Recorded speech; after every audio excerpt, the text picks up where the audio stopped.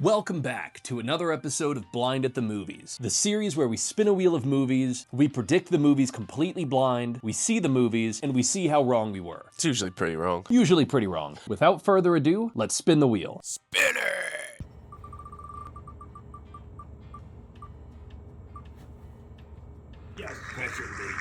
Alright, we got Pressure. When we saw Obsession, there was a trailer for this, but we were in the very front row, and all I could see was an undershot of a big Brendon Fraser. Prediction time. What you got, Tony? We did see a slight preview. We tried to drown it out as much as we could, which was fairly easy after seeing Brendon Fraser's massive mug on the screen. I mean, we know this is about D-Day, right? If I had to make a prediction, D-Day happens. The weather's going to play a huge role in this movie, whether it happens or it doesn't, and who knows, maybe they find out it's terrible weather and they're just gonna send it. Justin? Yeah, from the trailer, all I really got was Brendon Fraser's eyes 20 feet apart as I was looking up like this. They've kind of run out of ideas with war movies. Like, we're at the weather. I think they're going to be taking measurements. They're going to be trying to figure out the climate on D-Day. Drama. Yeah, I think D-Day Weather Boy is gonna be the reason we went to D-Day. Brendon Fraser stresses so hard you can see his forehead veins from the back of the theater, and he's really sweaty. There is a kiss scene in this one. I think that's a pretty safe call this week. It's a war movie. I feel like every war movie's got to have a good kiss scene. We'll be back in a couple hours and we'll see how wrong we were. Peace. We're back from seeing Pressure, and I got news for you. We were all right. We were all right. How right were you, Justin? I think I pretty much covered it all. It was pretty accurate, and you got your kiss scene.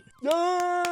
If you've ever paid attention in history class, this was a completely different take on war movies. There wasn't a whole lot of battle. What happens before that? How do they plan to do these things? So as far as my prediction goes, pretty spot on with what we saw. One thing that I would really like to point out that I loved most about this movie is the amount of historical figures that are actually in the film. I really don't got too much else to say about it. 10 out of 10. My thought of Weather Boy deciding about D-Day, totally true. There was a sibling rivalry of weathermen, which I've never seen on screen before. I was right about the kiss scene. The one thing that I was wrong about is there was not a scene of a sweaty Brendon Fraser with veins popping out of his head. And his head wasn't near as big as we thought it was going to be. I thought it was...